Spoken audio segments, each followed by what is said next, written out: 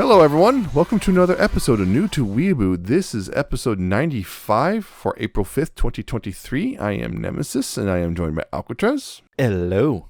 Yeah. A couple things. The last few days in particular have been kind of eventful in many ways. In many ways. Oh, man. Some good news, some bad news, some weird news. Man. Indictment, huh? Over 24? Yeah. Several of them felonies. Several of them felonies. Oopsie doodles. Yeah, watch none of them stick, though, because, can't have too many good things. No, we'll see. Let's see. What was the other thing? Scott Pilgrim apparently is getting an anime. They got the entire English movie voice cast back from the old live action movie. Yep, that was a big one. That was a big thing. They also announced the new voice for Setsuna Yuki in Love Live. They finally announced it. And apparently they've already showed she's going to be voicing her in the OVA. I think she actually might be in the game already because there was a recent game story and it's like, that doesn't sound like normal Setsuna, because it's one of those things they when you're replacing a voice actor, you have two options. Either A, just completely different voice and deal with it, or B, try to match the voice. And it looks like they're going for trying to match the voice. Okay. And she sounds pretty close. But the new one is Koko Hayashi. She's the new VA, and she's going to be voicing Setsuna from here on out. And funny thing was, she's already doing some voice work for Love Live for minor characters in the past. Ah. Yeah, but the voice she's doing for Setsuna sounds pretty close to the original. Just not quite the same, but it's one of those things you're never going to get. I wonder if they're going to lampshade it. Because Potentially. they know pull like a Fresh Prince when they had to change the aunt. Yeah. They lampshaded that. Yeah. You look different today. Yeah, so that's one thing. Also, the Love Live School Idol Festival finally shut down. Yeah. That shut down. As they said, for me, it was weird because normally when you log into the game, the splash screen, you'll hear a random Love Live song, and they're during the splash screen, and when tap to continue. The final day, dead silent. It was weird. It's like they knew. It was just dead silent. Oh, here's your login bonus. And then as the day goes on, the stuff's being removed and slowly whittled down until eventually, midnight our time, because on March 31st, because it's actually officially in April 1st. It's just eventually like, the game just, service has been terminated. And that's it. But it was just weird because it was just dead silence. But yeah, it's just kind of surreal. Just that that's it. This is over now. Mm-hmm. And it was funny because for me personally, I finally full comboed a song I've been trying to full combo for like years now. I did it finally on the last day, and an SSR card I've been trying to get for a long time also finally showed up. I'm like, oh man, all this on the last day, really now, finally. But yeah, it's weird. Just seeing game you like is gone now. It's gone. It's you can over. never play it again. Yep. Until someone someone might mods it or something and gets like a custom. We'll see. Thing. See if that works at some point. They basically have to make it either find a way to disable it or make it think it's connecting to an official server. Yeah, those are the two common ways. Either make a offline, quote unquote, offline mode with modding it, or tweaking it and then making a private server kind of a thing. Yeah. So of course, as of now, there's going to be the new season of anime starting too. That's the other thing. It's starting up now. Yeah. So anyway, moving on to our actual topic this episode, we are talking about K-On! Like we said, we finally got around to watching K-On! Watching K-On! Yes, it is. It came out back in 2009. Yep. So yeah, it's definitely not on the older new. side now. Yeah. And you can tell the time period it came out because in the anime it's HD widescreen, but they still have flip phones. Yep. So that's how you can date it. There's a very specific period where that's a thing. Yeah. But anyway, yes, it is. K-On! Is about a light music club. That's the name of the anime. Ongaku. Yeah. Light music. Yep. So it's a light music club in Sakura High School, which is like so generic. Yeah. It's like, this is crap. That's what it feels like. Just give it a name. It doesn't matter. Yeah, because it's based on a manga. I'm not sure if it actually did it finish. Yes, it did. Finished it quite a while too. back in 2012. That's when it finished. Oh, dang. Yeah, it's been a bit. Stars 5 characters, although it starts off initially with 4. And there's, I guess, another one who's... There's several other characters who are... Yeah, there's a lot of supporting characters. Support. But yeah, you got Yui Hirasawa. She is a bit of a flighty dunce. She's the Genki girl. She's a bit of a dunce. She's perpetually needing the help of her sister and her friends. But she's also, fun and... She's also fun, and she's one of those people who just kind of draws you in regardless. Yeah, she's always happy. She's optimistic. Yeah. She's also a bit of a savant with a guitar. Apparently that's something about her family. Yeah. It runs in the family. Guess so. Yeah, because she didn't even mean to join the light music club. Well, she was just looking for a club, and then she just thought it was, castanets. Yep. I can play castanets. Yeah, it's not quite what I'm looking for.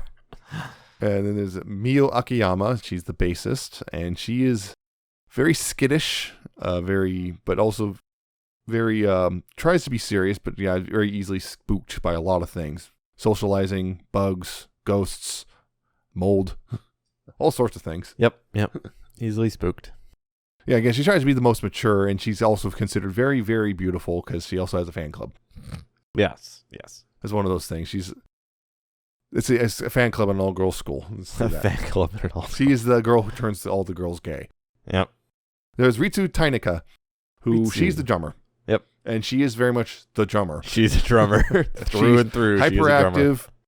She's to the point of some people she probably has ADHD, which, considering her attention span is very. It's weird. Interesting. Since you brought that up, I was going to bring it up too. I think if you really want to put, or it might depend on who, Yui. Yeah, probably. But Yui totally got ADHD. Ritsu is very fidgety. Also kind of a bit of dunce. Her and Yui bond over that. Yep. Being sisters and struggling to do their schoolwork. Yeah, she's very fidgety. Doesn't like normal instruments because, she doesn't get to move as much. Versus drums, she gets to go all wild. That and, drums don't require intricate finger movements. Also, sometimes a bit of a glory hound, considering she wanted to be the president of the Light Music Club, and she got it, and then, surprise, she constantly messes it up. Yep. Then Tsumugi Kotobuki, who, she's also a bit flighty, but in a different way. It's hard to describe. She's a little also naive. She's the naive rich girl, as we find out. Yes. She is kind of not quite connected with the normal person's way of life, and it fascinates her, and she just wants to try all these things and all these mundane things. Yeah, all these very much an earnestness to everything she does. And she is sometimes kind of falls on Mio's side of things, where it's like she's a little more, able to, get her act together and do things, but also she's much more prone to, flights of fancy compared to Mio. Oh, Mio is also willing to do that too. All those depending on what it is. Yep. She'll get distracted too. Yep. And eventually, they're all 4 of them. It's just their light music club, and they have their advisor Sawako Yamanaka. She's very much a very typical she's a beloved teacher, and she's all nice and she's pretty and all that stuff, and then she has a bit of a dark secret she does not want anyone else to know about, but they find out eventually. Anyway, she was part of Light Music Club. That's not a problem necessarily. It's problem is what her Light Music Club did, because it wasn't really light music anymore. It was heavy metal. They turned into a heavy metal band. Yep.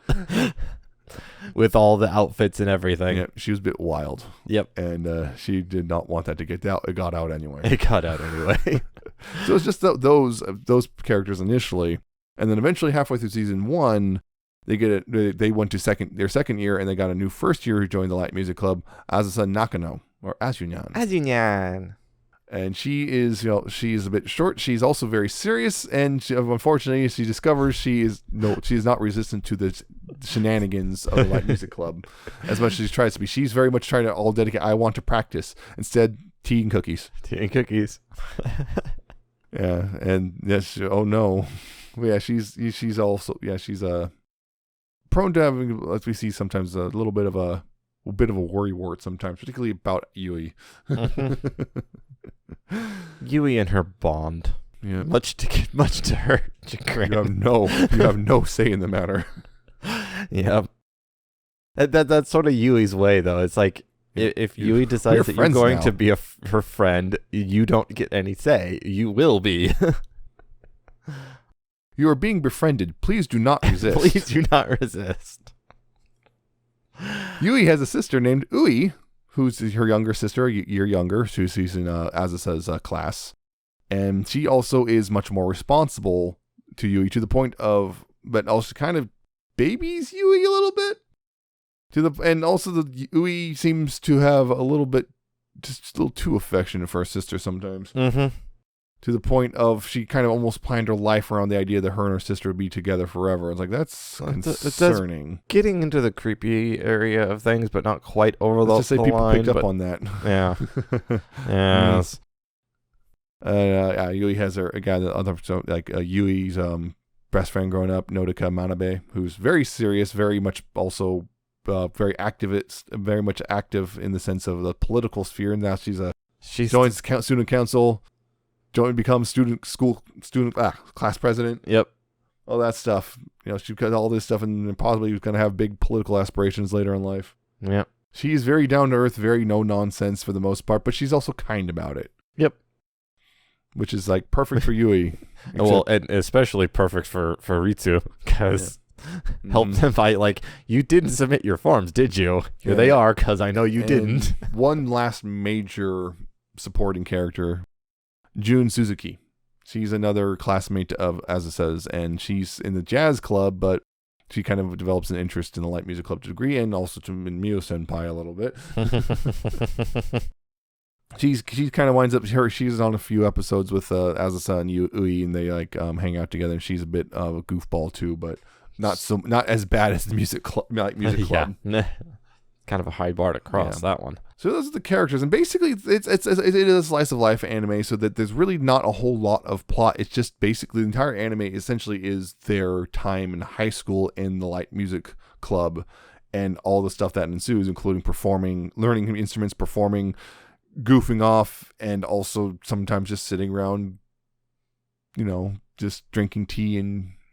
Which is their namesake, yeah, because they end up naming the band Hokago Tea Time, which is after school afternoon tea time. Before we get more into it, overall, I like this anime a lot. Honestly, it's a lot of fun. The characters. This is one of the things that slice of life is made or break by the characters, right? There's nothing else to it. Yeah, it's the thing. If your characters are not interesting, the slice of life falls apart immediately because it tends to be much more lightweight than and everything else. But yeah, it's a lot of fun. The characters are a lot of fun, and they do grow and change as time goes on a little bit too, and that's a real nice thing there. They're just it's just like there's probably at least one character you can latch on to, but it's just generally a fun time, and even it's a comedy anime, sure, but also does that know when to get you a bit emotionally too. Mm-hmm. Yeah, there's a few scenes, especially later on near the end, where it really starts to hit you. It is a lot of fun, like you said. The characters are great. Again, since it, like you mentioned, I'm just gonna echo it. The fact that it is a slice of life. It's a character based anime. There's no, really intricate story to be told, and the lore, the world building. It's just a high school anime. There's nothing else there. So it's all built on the characters and their interactions and development. And I think they did a really, really good job.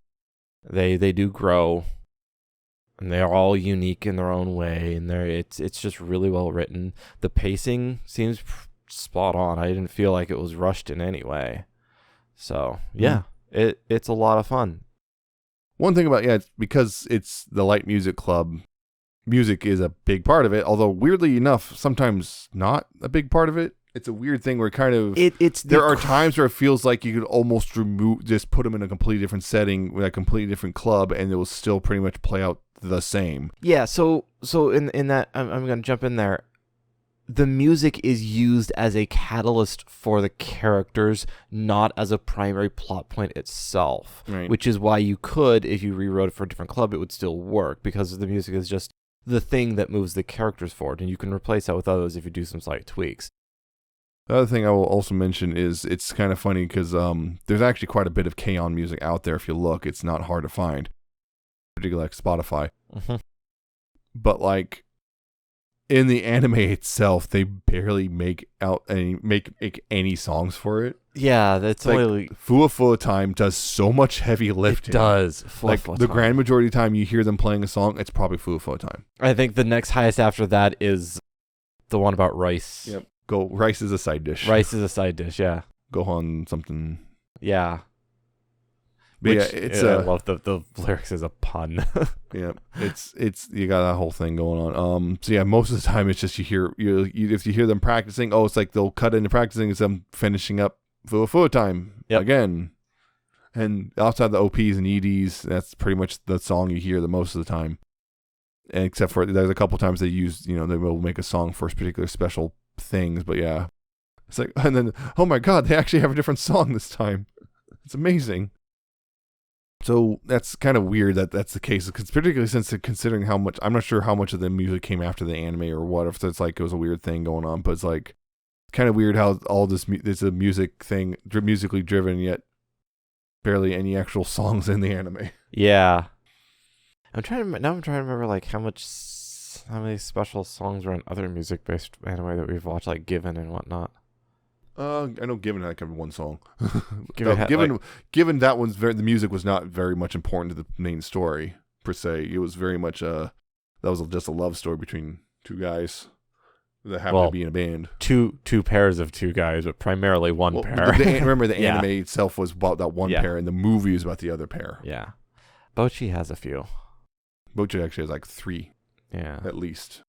Which for 12 episodes for one season, that versus more, this is a 2-season, like 41 episodes, and they have like a grand total of like 5 songs, 4 or 5, something like that. That are at least played in the anime. Yeah, not including LP and ED.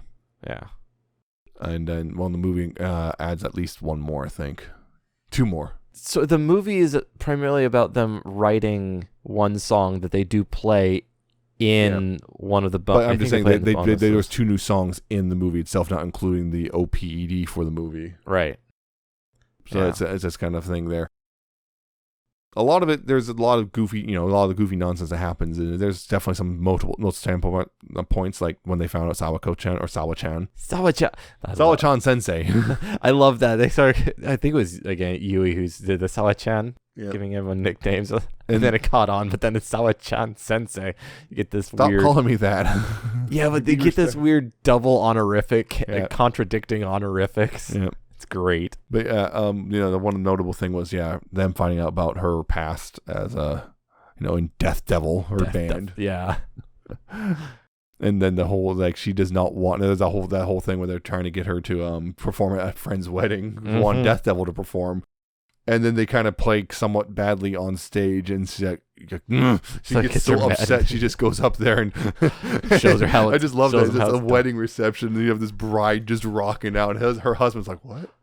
Her newfound husband's like, "What?" And then he just kind of starts joining in too, because you know what? She's having a good time. I'm gonna have a good time. Well, I mean, you're because the bride was a former member. I know, but it's just so it's like you should have known what you were getting into here. I know, but it's just funny. It's hilarious. Well, I think it's one of the things she just probably mentioned. I was in the light music club, and then he's not really hasn't really thought about what it means when she says the name is Death Devil.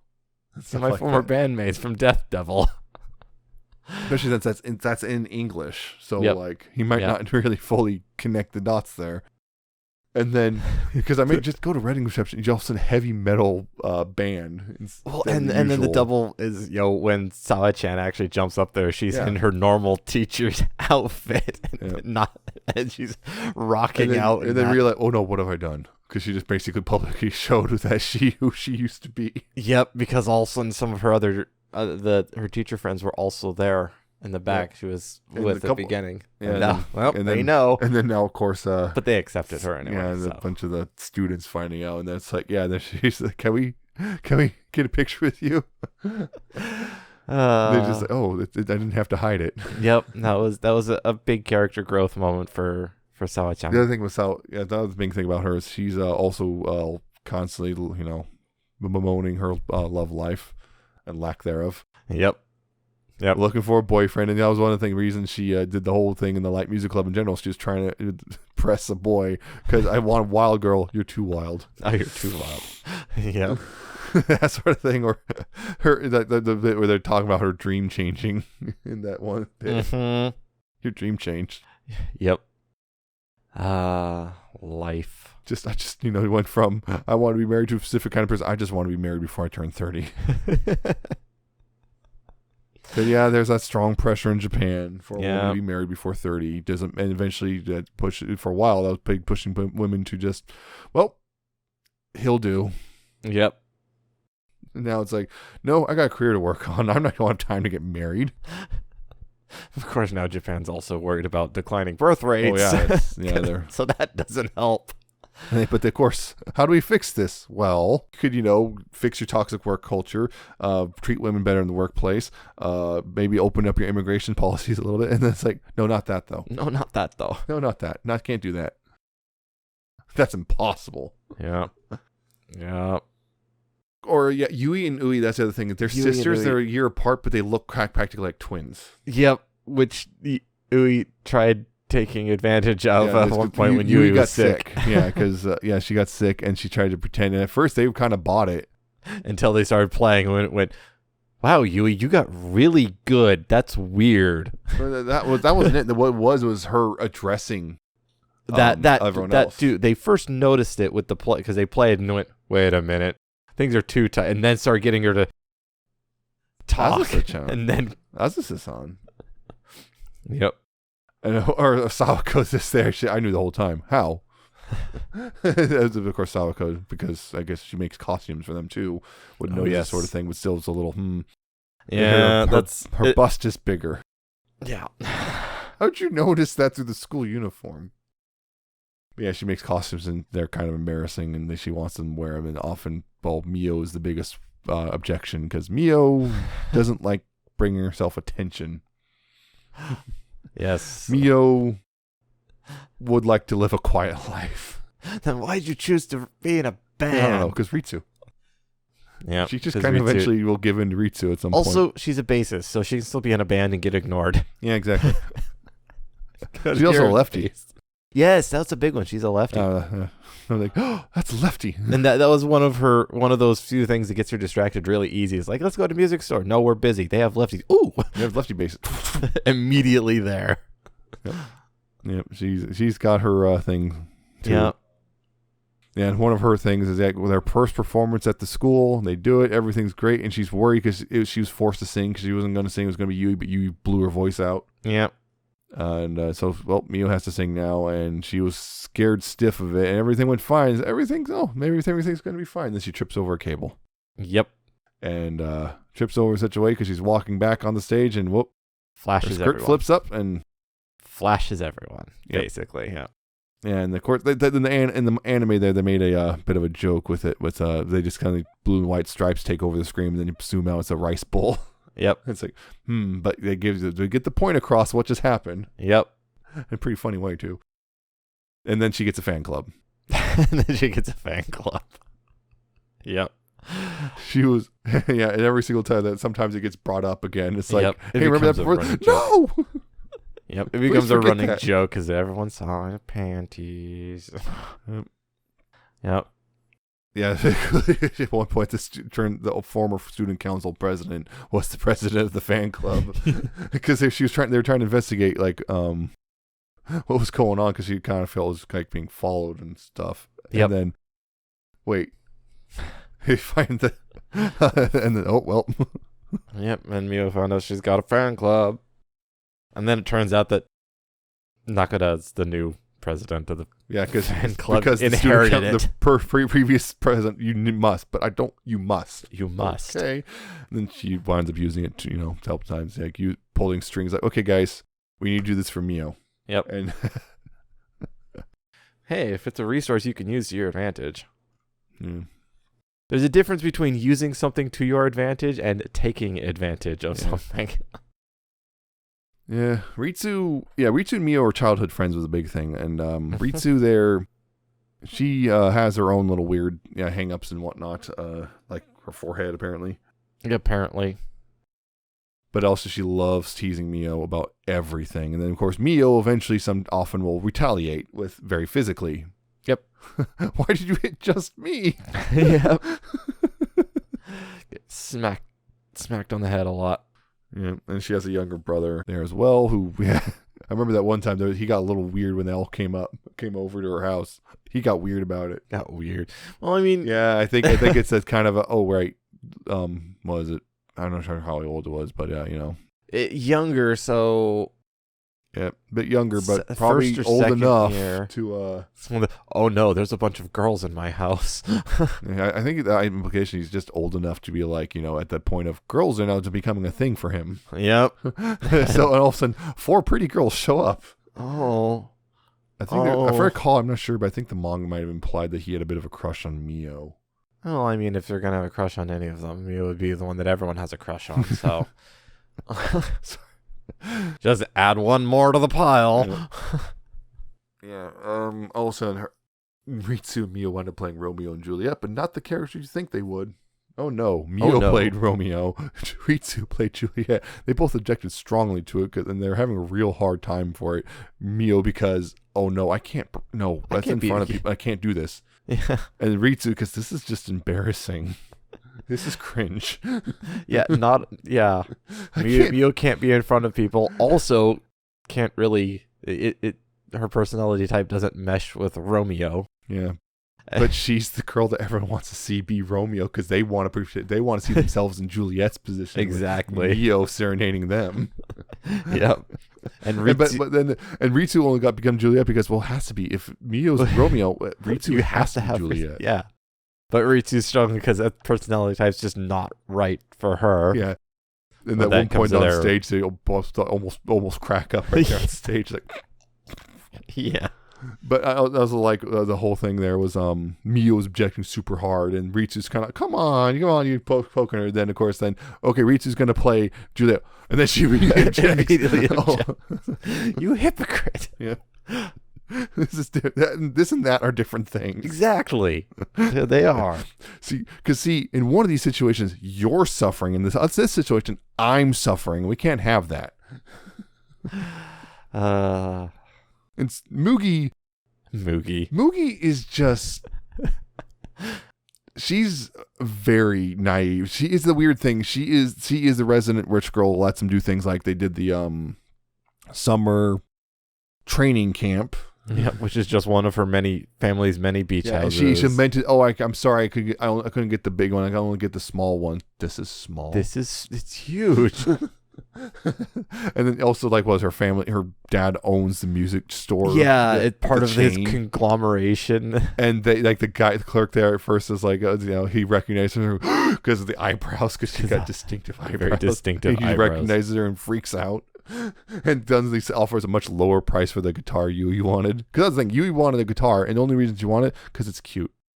It's a nice guitar. It's a nice Gibson. Didn't matter about the sound. Didn't matter what brand it was. None of that mattered. But it's cute. It's like Yeah. God, that was $20,000 Gibson. Because it was like 200 and some odd thousand yen. It's not 20. It's like $2,000. Yeah, $2,000. Probably closer to 15 or so. Yeah. It's a very well, and it would be over 2,000 nowadays because this was in 2009. Yeah. Yeah. $multi-thousand Gibson Sunburst. It's a nice guitar. Got it for much cheaper. Mugi probably gave Mugi the wholesale. Yeah. This is as cheap as I can offer it. She wanted to haggle. Point. One of the things you also wanted, she wanted to haggle once, so she tried to haggle and it got her way because yes. Can't you go lower? Is this a test? Yep. Am I going to lose my job if I may say the wrong answer? That's scary. Yeah, she nicknames her guitar Gita, which is just it's guitar in Japanese. Just dropped a Gita. Yeah. Yeah, and then she also gives the nicknames to nicknames Mio's bass as Elizabeth or Elizabeth. And then Azusa gets her own nickname for her guitar as a Mutan. Mutan, because it's a Mustang. Yep. Fender Mustang. And also, Moogie's weirdly strong. They show Moogie's is really strong. Weirdly strong. And multiple times, like her just carrying stuff without effort, or the time she was hanging out with Ritsu and did the arm wrestle thing, no problem. Mm-hmm. Yeah, Moogie plays a piano, or she plays a keyboard, Yep. but because of course she does. And she came there to the light music club because Emil and Ritsu were trying to get this thing going, and she came there because she wanted to join the choir. Oh, yeah. And then they convinced her to instead play this because she knew how to play piano. Yep. Because, of course, the rich girl knows how to play piano. Yeah, that's such a trope. And in these sort of slice of life things, there's always one girl who's rich, so they can basically, the sole purpose of the author can do whatever they want. Yep. Oh, they're going to go to the beach. Oh, there's a summer home. Yep, there's a winter home in the mountains or whatever. And like Love Live even did it with Maki and Marie. And then, funny enough, Nijigaseki parodied it. A little, well, not parodied, but they kind of poked at it. But like, they're talking about, oh, we could have the training camp. Well, too bad none of us are rich, so we're just gonna have to do it in the school. Yep. Yep. Yeah, so that became such a thing that now the parody is now in of itself a cliche. Yep, the parody becomes the thing because it's so heavily parodied. The other thing is the apprentice has overtaken the master. Oh, yeah, another thing, Moogie at one point literally becomes a moe blob. Well, Yui's dream, but still. Yeah. Still, she became a moe blob for real. Moe blob. She also is a bit of the shipper on deck. A little bit sometimes. A little bit. It's not huge, but yeah, it's a bit there. It's definitely there. She definitely is definitely has a couple times. I saw two girls doing something. Go. This kind of looks. And at one point they thought that she had a crush on Sawako.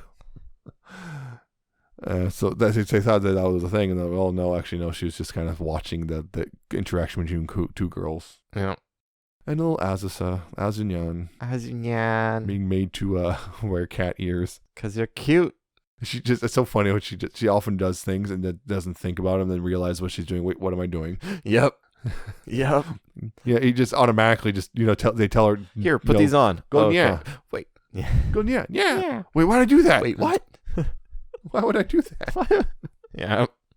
And there's a lot of stuff, particularly in the second season for her. Like she got a lot because there's a whole thing about, well, the four of them are graduating and she is going to be left behind by herself. That was a major plot point in the second season. Mm-hmm. That was a big thing. Movie. By extension. There's a whole thing there. That was a big her struggling with that, like the idea. And yeah, that's a lot of emotional moments there with Azusa and her kind of like, it's gonna be me now. Yeah, it started out with they're trying hard to get more members in so that there'll be people there when they leave. Mm-hmm. And then, kind of the realization of, maybe we don't need to. We're real tight knit. Yeah, we're real, and that might be why no one wants to join. But then, balancing that with gonna leave her alone, and then her coming to that understanding, and then struggling with it, even though she's already decided on that. They bought her a turtle. Yep. Tan-chan. Yep. Pig-nosed turtle. She also apparently tans really easily compared to the rest of them. Just, oh, hello. To the point, I'm like, who are you? Yeah, they did that joke a couple times. Yeah. Every time she met someone after, who are you? Yeah, that was great. That was great. The thing is, Yui didn't know how to play guitar when she joined up. Mm-hmm. But somehow she picks it up real fast. Yeah, apparently she is a very, very fast learner. But at the same time, also frequently forgets chords and often has struggles to read music. Yeah, for the longest time, those musicians doesn't really read music. Didn't know how to read it. Which I'll say this: if you're a musician who knows how to read music, it can be really frustrating to deal with them. Because you go talk about this, like, what are you talking about? What do you mean? What am I talking about? Yep, I don't know how to read music. Yep, and that was a struggle between Yui and Azusa a lot. Azusa knew. And Azusa had to teach Yui how to read music and go through because there's also trying to teach her how to do things and using terms, and Yui's like, what's that? They tell her to do something. I don't know what that is, and then like this. Oh, you mean? And then she just does it like perfectly. It's like, what? Like, or she like picks up stuff like you're half a step off. Mm-hmm. It's like, yeah. So I think Yui has perfect pitch. Yeah, it's just they don't ever say that, but given everything else and how she can pick up she can just hit a couple notes on her guitar and immediately tell. Yeah, it's a weird thing. Yeah. Sure. She's basically a musical prodigy. Yeah, but there's a whole thing about that. And I apparently do know in the Louis got it too. manga continued after high school Interesting. for them. They showed the 4 older girls going to college and once again joining a light music club. There's apparently more characters there, but it also makes a new group with Ui and Jun. Yep. They showed a little bit of that in the anime. Because one of the things was Jun was said that she would consider joining the light music club the next year. Mm-hmm. And so there's a lot of stuff there. A little unfortunate thing is, there's a bit. They do that thing where Mio and Mugi both sometimes have trouble with their weight, I guess, or they perceive that there's a problem with their weight. Yeah, that's a common. They do that joke a couple times where Yui. That's always a frustrating. That's very somewhat common. Yeah, it's a little bit of a frustration. It's like you're fine. You're fine. Don't worry about it. There's also actually on the fan service thing. There's barely anything. The worst that happened was during the first training camp. Ritsu and Yui saw Mio in her bathing suit and got a bit jealous, and they had this close up with the sound effect and everything of Mio's chest. But that was literally the worst. That was pretty much the only time it ever happened, other than that one comment from Sawako, but didn't show anything. Right. Yeah, that was pretty light on fan service, fortunately. Yeah. So that's one thing, because Mio's a bit bigger than everyone else. Yes. And that was the whole point there. More well endowed. That was the whole point there, and that's probably why you're a little heavier. Also, you're the tallest. Yeah. Explain things. Although they played that joke up too again. I don't know. Yeah, because they did a couple times with like Yui saying, "Oh, I can eat whatever I want, and I never gain any weight." And then Mio and Mugi just crying. Yeah. Or there's that weird thing where Mugi wanted to be hit like Ritsu is. She just wants to experience it, and Ritsu, she's please hit me, and Ritsu can't do it. And then she's trying to bait Mio into doing it, and she keeps messing it up. And then she remembers, oh right, Mio hit Ritsu when Ritsu stole her strawberry off her cake. And this is after that one. Yui had offered Nodoka a bite of her cake, and Nodoka just took the strawberry, and Yui's like, why would you take the strawberry? And it's like, Nodoka's like, I don't get the problem. It's like, you don't understand. You don't just take the fruit.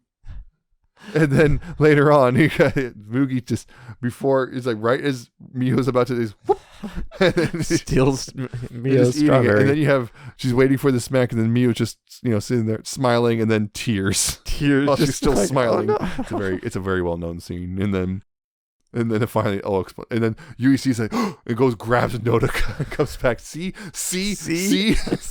Yeah. Well, I guess you're right. People do think that's important. I'm sorry, Yui. And then the whole explanation is like then okay, so Mio's like gonna do it, and then I can't do it. Just can't hit Mugi. Finally later on, Mugi says something, and Ritsu finally gets mad and smacks her. It's like, oh, it happened. Because that was the other thing was Mugi and Ritsu's like, we never just hung out the two of us, have we? Yep. Those two have a couple bonding moments. Yeah, and then Mugi's interesting in that.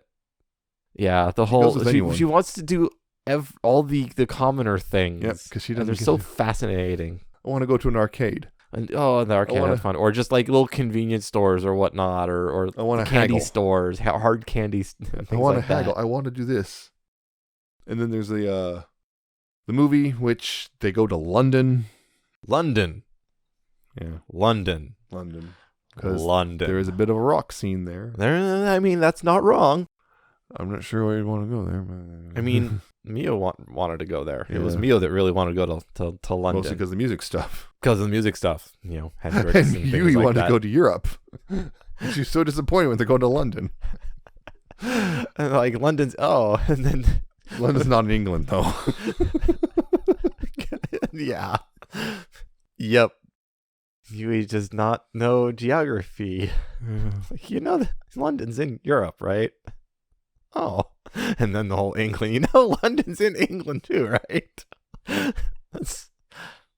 could have wound up in London, Texas. Oh, jeez. Well, they did end up at the wrong hotel. Yeah. Because, language barrier. And, oh, yes, the hotel line name, there's multiple of them. Yeah, and there's also the whole thing of like, okay, you have all these character speaking English, and it's like, oh boy, yeah, they're speaking English correctly, but the inflections are all kind of weird. Yeah, it's like that. That sounds pretty. Inflections yeah, it's like the grammar's correct, but if all the inflections are just wrong, just enough, a little off. It's like, yep, you can tell. You can tell that they practice the lines, but you can tell they don't speak it natively. Yep. You can tell they don't know how that's supposed to sound. They tried, but they tried pretty hard actually. Yeah. And of course, they got pretty far. It's weird too. They had the thing where it's like Mio can't really speak it, but she seems to understand it okay. That can happen. Like you can catch happens. the piece important. Because like sometimes like you have I have no idea what she's. They want us to do this. Oh, of course I'm trying. They just want to go get some sushi, and there's a big misunderstanding. Oh God, that one. Then they're accidentally wind up performing because the person who owns the place thought they were a different band, which is the band that Ritsu's friend is in, and they also that was when they met met her when they did the live show at that one place, and there's a whole bunch of stuff going on there. Mm-hmm. And then of course the performance at some festival about Japanese culture, which is weird when you think about it. It's Japanese culture run through a English filter, then back to Japanese. Yep. For the anime. It's like, oh boy. This is what the Japanese think the English think the Japanese culture is. Yeah. Because they had a pink Godzilla. They had someone walking around in like a samurai outfit and so on and so forth. Yep. The movie's also pretty interesting because it's weird because it kind of retcons stuff. Like they even had bonus episodes. They had 3 bonus episodes at the end of season 2. Yeah. One of them dealt with them getting their passports, and they're talking about, oh, we should take a trip. And the movie talking about they got their passports, and now they're talking about, hey, maybe we should take a trip. Yeah. Yeah, there's a bit of I feel like there's a bit of a miscommunication somewhere along the line. Because I'm not sure if the movie was part of the manga storyline, because a lot of times what happens with these sort of animated adaptations is though if they do a movie, the movie is 100% original compared to the anime, which is an adaptation. This is happening with Spy Family. The movie coming out this year is 100% original and not anything to do with the manga. So it's possible that those bonus episodes are okay, that one of those, okay, we got to tie into the movie thing now, and then there's some miscommunication, so they kind of stepped over them on themselves they weren't done writing the movie story when they wrote the bonus episodes, so they just wrote what they knew doing the movie, and there was a communication error, so whoops. One would think that they would be given information. They were obviously, you would think. Right, they obviously got some passport and trip. But so again, the passport, they acknowledge that they got passports already, but it's almost like the movie makes it sound they just got passports for no reason, right? And versus the episodes that we want to get passports so we can go on this trip we're planning. We don't know where we're going yet, but we want to go abroad. And then the movie's like, this is where they learned. Oh yeah, maybe we should go abroad. It's, what? Yeah. And on top of the movie, because part of the movies also kind of fill in some gaps between, because it takes place before the graduation. That's a weird thing. It's like. Yeah, you already ended it, and you had a really good emotional ending with the graduation episode and everything. Mm-hmm. And then those 3 bonus episodes kind of interspersed between, like that first one was like, oh, it's clearly right after the pictures because Yui's hair is messed up, right? And so on and so forth. And then now the movie has to end it again. Oh, let's just do the same ending. Yeah, it's them like playing the song for Azusa. Yeah, because the movie, it goes through them writing it too, and Yui coming up with the lyrics and all the sort. So it's like the movie's series interwoven. The series is like, oh yeah, we got a song for you, mm-hmm. and that was it. Yep, and this one shows the process of writing it. Yeah, including Azusa kind of being concerned because they're being weird. They're being weird. They're always weird. Weirder than usual. Yeah, and then in the hotel scene, yeah, finding the notebook. And not knowing what it was and misinterpreting. I love Azusa. Oh no.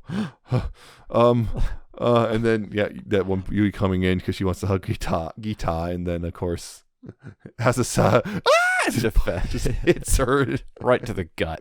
I'm not like that. I'm not into that. Because that's the other thing. It's Kyoto Animation, by the way. So, not surprisingly, for the most part, the music, when they play the music, it looks accurate. Mm-hmm. Because they did that research. Yep. But there's also the other thing, which is, this is one thing that Kyoto Animation is somewhat notorious for, which is the teasing of the gay. to varying degrees. And this one, I don't think it was all that heavy. No, it wasn't. But it's still kind of there. There's little implications, but for the most part, it stays fairly platonic. Yeah. But yeah. But also, of course, not surprising, Mio, Ritsu, duh. Mio, That's the Ritsu. most popular one in the fandom. Then, of course, Yui and Azusa. Yeah. Mugi is random. Mugi just likes to watch. Well, Mugi, he's kind of the wild card in that people just kind of, she works with anyone, but also a lot of people like, well, there's one spare left, so we'll just ship her with the teacher. Please don't do that. Do not. Or, there's, of course, Yui and Nodoka. Childhood friends. There's Yui and Yui. You could do Mugi Ritsu because they had a couple scenes together. That's one that pops up sometimes. But Yui and Yui, because Mio and fan club. Yeah. That one is the weird one because also fandom likes to kind of do the whole Ui is a yandere thing. Oh, Ui. Yeah. Yeah, because that's one of those, like, Ui is a little too unhealthily attached to her sister. Yeah. She needs to be separated from her sister for a bit. Now, like, I get some of your worry because Yui can cause worry about her well-being. Yeah. But yeah, Ui, your pandering and overprotectiveness of your sister is actually probably hurting her. She needs to learn to take care of herself. Yep. Oh yeah, that's something in the movie during the festival, the Godzilla. They played the classic. Yeah, the roar. The classic Godzilla sound. I heard, like, I recognize that one. Yeah. Yeah. And on top, also the OPs and EDs go way harder than they needed to, particularly the EDs. But I'm glad they did. Yes, as I've said this in the past. I'm so happy they didn't have to go that hard, but they did it anyway. Mm-hmm. They're all bangers. Yeah, they are. One thing I noted about the OP, the third OP for in season 2. Was there's a bit where Yui kind of does a spin around, and then she does it 3 different times. The first 2 times she does it, and the third time everyone in the odd crowd does it too. And then she kind of looks confused, like, wait, what? It's almost like she's completely unaware she's spinning. No, That's just a little touch I noticed. Yeah, overall it's a pretty fun anime. It's really fun. Yui is voiced by Aki Toyosaki or Toyosaki. Quite the career. She's done stuff in Magical Index, and she was in Yuri Yuri Chitose. And that. Flip Flappers. Minor character looks. Union and Konosuba. Okay. Oh, Made in Abyss. Marlk. Laid Back Camp. Aioi. Hey. Laid Back Camp. Let's see. Uncle from Another World. That's the one I heard about it, but yeah, I've heard about that one too. That was also one that apparently hit really hard by COVID stuff because it took break for a long time. Mio voiced with Yoko Hikasa. Let's see. Toradora. Panty and Stocking, just random woman. Bodacious Space Pirate. Lynn. Was she one of the lesbians? I think so. We'll just cut that part and reuse it. That question. I can ask that question a lot about it. It's Yuri. They're all lesbians. Sound Euphonium. Aoi Saito, the brass band. She brought, I think, one of the minor characters there. New game. Ko. The blonde. The one who sleeps under a desk. Yeah. She plays her, which, funny, that's a very different character. Yeah, very different character. Yeah, so she plays Weiss in Ruby for the Japanese dub. Interesting. Ritsu is voiced by Satomi Sato. Sounds familiar. Dragon Ball Z. Kai is Cargo. Banri Arasaki and Certain Scientific Railgun. Don't remember who that is, though. Horimo. Oh, no. One of the side characters in that one? I don't know. Oh, she's Sailor Moon Crystals. Naru Osaka. Oh, Naru. Sailor Moon's best friend in Sailor Moon. In the Crystal version. Rascal Does Not Dream. Bunny Senpai. God, Chet Girls. Fruits Basket, the remake. Non Biori. One Piece.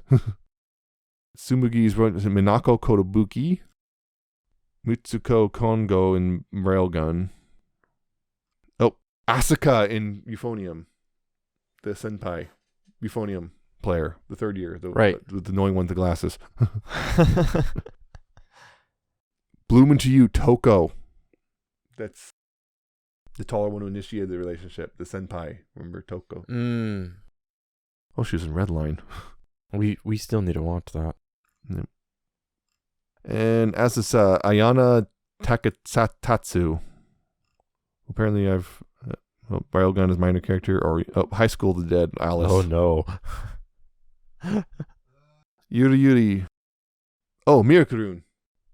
Oh. Mirakurun. Certain scientific Railgun S is Kana Hazamaya. Have we watched S, or is it T that we haven't That's watched S yet? is the second one. S is the second, okay. T that we haven't, is the third. Oh, she was in Pop Team Epic once. As Pipimi. Oh, Spec Girl, Spec Ops Asuka. Oh boy. Chisato. Magia Record, Alina. The green-haired villain girl. Oh, the weird one. Yeah. She was Alina. That's why I have her name purple. Oh. The artiste. Oh, Akiba Maid War. I have not seen that one yet. You have. Zaki-chan wants to hang out. Oh boy. Yeah, so that's those characters. I'm not going to get too deep into, but for a while I was wondering about Yui and Ui if they have a separate voice actors. They do. They do. Okay. Ui is Madoka Yonezawa, which I was wondering about it because it can sound pretty similar. Because it's one of those things. I know a lot of times in anime they very rarely pull double duty, unless it's like they're playing multiple minor characters. But it's really rare for them to pull multiple, because I don't know, just how they want to do things. I guess they just want every character to be a person. Yeah. She doesn't do a whole lot, it looks like. Or at least nothing according to this. Overall, solid time. There's also one other thing that we didn't really talk about yet, which is its reputation. Right. That. So, there's this weird thing where K-On!, for whatever reason, I did a little tiny bit of research, but I still can't figure out what's going on here. K-On! Is heavily associated with Nazi weebs. And I have no idea why. It's basically, it's literally like if you see someone with a K-On! Avatar online, like on Twitter or whatever, they're probably a Nazi. It's like, it's a very high chance they're a Nazi. Yeah. As far as I can tell, my guess would be they just latched onto it because they just wanted to basically dog whistle for each other. It's double dog. It's basically, oh, look, hey, fellow weeb, I'm into, the other thing. I'm into the other thing, Wink, wink. And they kind of use that as their dog whistle for each other. I believe a lot of them have never even watched K-On! They just, they'll grab a photoshopped avatar with, a character in Nazi gear and. Yeah. And it's just a thing. I don't know why. It's bizarre. Yeah, it makes no. There's nothing. There's nothing in the show. It's basically now when you say, "Oh, I like K-On!" Okay, 7 disclaimers. No, I'm not. No, I don't know. I'm not with them. Yeah. And it's just really frustrating because it's a really good little slice of life anime. It is. It's just a good. So it's just, I don't know why specifically. Maybe someone could shed some light on that. So why they did that. It just feels like they just latched onto some one random cutesy anime so they could, be invisible, and then everyone caught on to it. The only other thing I can think of is maybe there's something with the fact that it is just, cutesy and fun, and there's some sort of like perversion of that. I don't know. Maybe it's, why are there so many freaking Nazis in the MOP fandom? Like, again, that's polar opposite to Nazism, and they latched onto it. There's just nothing about it that would indicate that. Maybe that's why, because it's, take the opposite and, pervert it. Perhaps. I don't know. I'm spitballing there. It's there's a lot of things. It's just it's because there's that whole thing. There's weebs who just there's the Nazi weebs who idealize Japan because they see it as a perfect model to follow for the white ethno state. Yes, that's BS. The cultural purity and whatnot. Yeah, so it's just one of those things. It just seems like they just kind of latched onto it, possibly just so they can kind of hide in plain sight, and then people caught on. Wait a minute, you guys are Nazis. Why do all these freaking Nazis have the same profile pictures, avatars? Yeah, I don't know. It seems like at this point now, because it's old enough that we actually have people. What's K-On! And then you die a little because you then look at how old it was. It's only 2009. Oh God, it's been that long. Yeah, it doesn't feel like it's been that long. At this point, I feel like it just perpetuates itself. You know, at this Yeah. point. And the only way to really stop that is to, well, You'd have to have a mass reclaiming. yeah, and that's difficult because at this point, I don't really care about an anime that's over a decade old. Yeah. That and it being, a slice of life. It doesn't have a lot of that other. That's the word I'm looking for. It doesn't have a lot of impact on its own to really catch people's attention. It's not big and bombastic or whatnot to really catch a whole bunch of fans. K-On! Was a big deal. Yeah, but it's all like, when I'm thinking like big and bombastic stuff like Chainsaw Man that can go above and beyond the standard anime. Well, that's the thing about K-On! Was the thing that kind of went above and beyond. The problem is it was one of those anime. It was one of the anime people kind of blamed for ruining anime because everyone's trying to do the slice of life thing for a long time now. Isekai is the big thing. Okay, so it was at the time, but the times have moved and it isn't anymore. The thing it was big was because at the time, Lucky Star had come out. That was the big one. I still haven't seen Lucky Star. Yeah, Lucky Star was the big slice of life thing that kind of made slice of life with or the cute girls doing cute things thing, as it's often derisively called. They made that genre blow up and became the predominant genre for a while, and now it's isekai is the predominant genre. Just like way back in the 70s and 80s, mecha was the predominant genre. Mecha was cool. And so when people are fans of one genre, and then that genre is kind of slowly fades away as another genre that they don't like rises in popularity, they get really angry about it. And they look for someone to blame. Like, also Madoka Magica kicked off the dark magical girl thing, but people now blame Madoka Magica for ruining Magical Girl. Because everyone's trying to be Madoka Magica, not really understanding Madoka Magica. But anyway, it's a weird thing. I don't like it. It makes it so I can't just say, oh yeah, I like Mio. Mio's my favorite, by the way. That's the other problem. Mio seems to be the one because she's the hot one. The hot one. Yeah, it was pretty obvious that Mio was going to be your favorite one. Yeah. It's funny, you mentioned when we first started watching it that you knew which one my favorite was, and then you never said. Nope, I didn't. And I'm curious what you think. I'm pretty sure I know which one you think it is. One of the two, Ritsu or Mugi. Interesting, because I had two options, and you got one of them right. Huh. Ritsu was definitely the obvious one. I would have also accepted Azunyan. All right, but they're all kind of close to your Fox Girl thing.